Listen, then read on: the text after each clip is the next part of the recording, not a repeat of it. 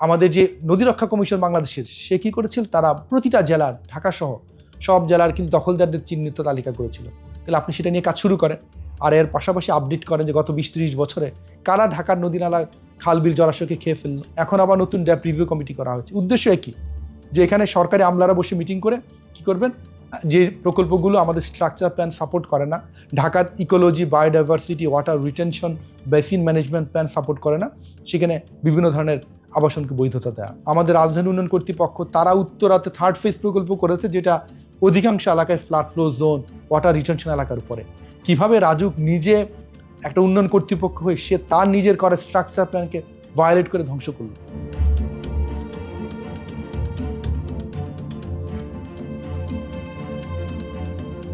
ঢাকায় এই যে বর্ষায় যে বৃষ্টিপাত, এই বৃষ্টিপাত তো ঢাকার জন্য স্বাভাবিক বৃষ্টিপাত, কেননা বর্ষা হলে কিছুদিন একটু মাঝারি ধরনের বৃষ্টিপাত হবে, আরও বেশি বৃষ্টি হতে পারে।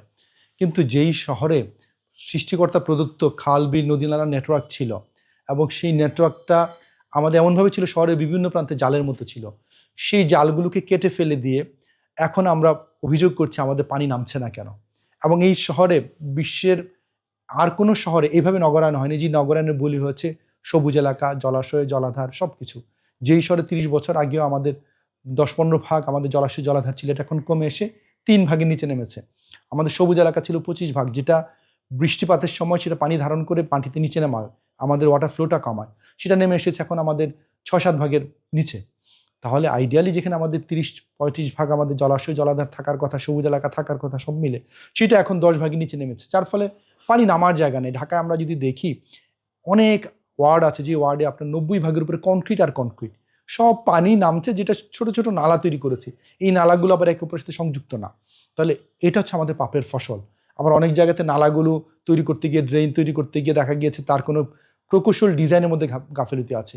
অনেক এলাকাতে জলাবদ্ধতা এই কারণে হচ্ছে যে সেখানটাতে সড়কগুলো হয়েছে উঁচু, পাশে যারা ভবন করেছিলেন তারা যেই হাইটে করেছিলেন সেটা এখন নিচে পড়ে গেছে।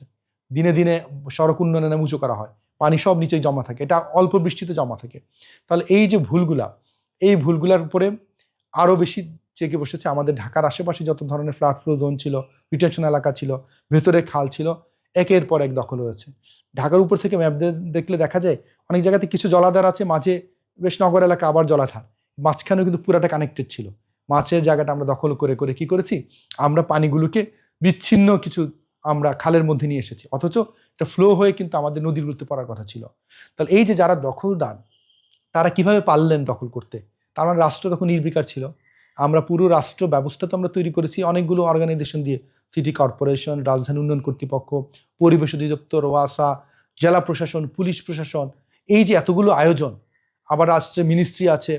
তো এত আয়োজন কেন ব্যর্থ হয়? কারণটা কি, এরা সবাই কম্প্রোমাইজ করেছে দখলদারদের সাথে।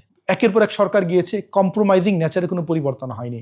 যে পরিকল্পনাগুলো আমরা 1995 সালে স্ট্রাকচার প্ল্যান করেছি, সেখানে সুন্দর করে কিন্তু ঢাকার যত ধরনের ওয়াটার রিটেনশন এলাকা, আমাদের ওয়াটার বডি, আমাদের ক্যানেল সব চিহ্নিত করা ছিল। 95 প্ল্যানটাকে যদি আমরা মানতাম স্ট্রাকচার প্ল্যান, এবং সেইটা অনুযায়ী যদি ঢাকার পরিকল্পনা সাজাতাম, তাহলে ঢাকার আজকের দুরবস্থা দেখতে হতো না। পরবর্তীতে 2010-এ ড্যাপ তৈরি করা হলো, ডিটেল এরিয়া প্ল্যান, বিশদ পরিকল্পনা, সেটাও পরবর্তীতে মানার ব্যাপারে কারো আগ্রহ নেই। বরঞ্চ ড্যাপ যেদিন পাশ করা হয়েছে, সেদের পরের দিনে গিয়ে কি করা হলো, ড্যাপ রিভিউ কমিটি। তার উদ্দেশ্যটা কি, আবাসন কোম্পানিদেরকে বিভিন্ন প্রকল্পকে হালাল করে দেয়া। পৃথিবীর আর কোথাও মনে হয় না পরিকল্পনা তৈরি করার পরের দিনই সেই পরিকল্পনাকে কাটছাট করার জন্য কি করা হয়, অসৎ উদ্দেশ্যে কমিটি করা হয়। ঠিক তেমনি 2022-এর ডিটেল এরিয়া প্ল্যান করা হলো, 2025-এর মধ্যে 3 বছরে 2বার এটাকে অ্যামেন্ড করা হলো ব্যবসায়ীদের চাপে। তারা যত্রতত্র বিল্ডিং বানানো, যত্রতত্র উঁচু ভবন বানানো, আবাসন প্রকল্প করা, সেটা স্বাধীনতা চায়। এখন আবার নতুন ড্যাপ রিভিউ কমিটি করা হয়েছে। উদ্দেশ্য একই, যে এখানে সরকারি আমলারা বসে মিটিং করে কি করবেন, যে প্রকল্পগুলো আমাদের স্ট্রাকচার প্ল্যান সাপোর্ট করে না, ঢাকার ecology, biodiversity, water retention, basin management plan support করে না, সেখানে বিভিন্ন ধরনের আবাসনকে বৈধতা দেওয়া। তাহলে সরকারের করণীয়টা কি? করণীয়টা স্পষ্ট, আমাদের খাল, নদী নালা, তার ড্রেনেজ নেটওয়ার্ক সেটাকে রিভাইভ করা, প্রাকৃতিক যে ড্রেনেজ সিস্টেম তার ক্যাপাসিটি বাড়ানো, যেন যা আছে সেটাকে সর্বোচ্চ উপযোগী আমরা করতে পারি, জনগণ যেন সেখানে ময়লা না ফেলে, কমিউনিটি বেসড ম্যানেজমেন্ট পদ্ধতি তৈরি করা, যেন জনগণকে ইন্সপায়ার করা যায়, এবং কি ক্ষেত্র বিশেষ পানিশমেন্ট দেওয়া যায় যেন যারা ময়লাগুলো না ফেলতে পারে। পুরো শহরে একটা ড্রেনেজ ম্যানেজমেন্ট প্ল্যান করা, যেটা আবার ঢাকার ল্যান্ড ইউজ প্ল্যান, ঢাকার আরবান এরিয়া প্ল্যানের সাথে সামঞ্জস্যপূর্ণ হবে, বিচ্ছিন্ন যেন না হয়। আর যারা দখলদার ছিলেন, যারা আজকে এই পর্যায়ে নিয়ে এসেছেন, তাদেরকে শাস্তির আওতায় নিয়ে আসা। এটার জন্য নতুন কিছু করাও দরকার নেই। ঢাকার যে আমাদের যে নদী রক্ষা কমিশন বাংলাদেশের, সে কি করেছিল, তারা প্রতিটা জেলার, ঢাকা সহ সব জেলার কিন্তু দখলদারদের চিহ্নিত তালিকা করেছিল। তাহলে আপনি সেটা নিয়ে কাজ শুরু করেন, আর এর পাশাপাশি আপডেট করেন যে গত 20-30 বছরে কারা ঢাকার নদী নালা, খাল বিল জলাশয়কে খেয়ে ফেললো। এটা যদি করতে পারেন, জনগণকে আস্থায় নিতে পারেন, মানুষকে উদ্বুদ্ধ করতে পারেন তার এলাকার ওয়াটার রিটেনশনকে রক্ষা করার জন্য, তাহলে অন্তত আমরা ধীরে ধীরে হলেও ঢাকার জলাবদ্ধতার একটা উন্নতি দেখতে পাবো। এবং ঢাকার আশেপাশের এলাকাগুলো এখন নির্বিচারে সেই এলাকাগুলোর কিন্তু রিটেনশন এলাকা ধ্বংস হচ্ছে। এখন তাও তো পানি কিছুটা নেমে যাচ্ছে, হয়তো 10-12 ঘন্টা লাগছে, কিন্তু সেই এলাকার যখন ওয়াটার বডিগুলো খেয়ে ফেলবো, ওয়াটার রিটেনশন এলাকা, ফ্লাড ফ্লো জোন খেয়ে ফেলবো, তখন দেখবেন ঢাকার জলাবদ্ধতা এই 12 ঘন্টার জায়গায় 2 দিন 3 দিন পর্যন্ত প্রলং হতে পারে। সেই দিন যেন না দেখতে হয়, সরকারকে এখন থেকেই উদ্যোগ নিতে হবে। অভিজাত এলাকা, বনানী, গুলশান, এদিকে বসুন্ধরা, প্রাইভেট এলাকা, মিরপুরে অনেক এলাকা সব ডুবে যাচ্ছে। বনানীর মতো জায়গাতে কিন্তু আমাদের বড় একটা কিন্তু সবুজ একটা চ্যানেল ছিল মহাসড়কের পাশ দিয়ে, যেখানে পানিগুলো ধীরে ধীরে মাটির নিচে যেতে পারতো। এখন সেসব এলাকাতে কি করছে, আমরা উন্নয়ন করে করে আমরা বনানী এয়ারপোর্ট রোডে প্রচুর এরকম ওয়াটার রিটেনশন এলাকা, ওয়াটার কানেক্টিভিটি এলাকা আমরা ধ্বংস করেছি প্রকল্পের নাম দিয়ে। আমরা ইভেন আমরা কুড়িলের কাছে আমরা দেখেছি যে রেল তারা বরাদ্দ দিয়েছেন হোটেল করার জন্য, যেটা একটা ওয়াটার রিটেনশন এলাকা। পরবর্তীতে যে সিটি কর্পোরেশনের হস্তক্ষেপে সেটা এড়ানো গিয়েছে। আমাদের বেসরকারি বিমান চলাচল কর্তৃপক্ষ আমাদের ওয়াটার রিটেনশন এলাকাতে গিয়ে তারা প্রজেক্ট করে, সরকার সেখানে নির্বিকার থাকে। তাহলে এই বিষয়গুলো যত পুনরাবৃত্তি হবে, আমাদের রাজধানী উন্নয়ন কর্তৃপক্ষ তারা উত্তরাতে 3rd ফেজ প্রকল্প করেছে, যেটা অধিকাংশ এলাকায় flood flow zone, water retention এলাকার উপরে। কিভাবে রাজুক নিজে একটা উন্নয়ন কর্তৃপক্ষ হয়ে সে তার নিজের করে স্ট্রাকচার প্ল্যানকে ভায়োলেট করে ধ্বংস করলো। আমাদের আফতাবনগর, বসুন্ধরা প্রকল্পগুলো অধিকাংশই তো ফ্লাড ফ্লো জোনের উপরে একের পর এক তৈরি হয়েছে। তাহলে সেসব এলাকাতে তখন বৃষ্টির সময় পানি চলে আসবে। রামপুরা ডিআইটি প্রজেক্টের এলাকাতে এখন পানি জমে যাচ্ছে।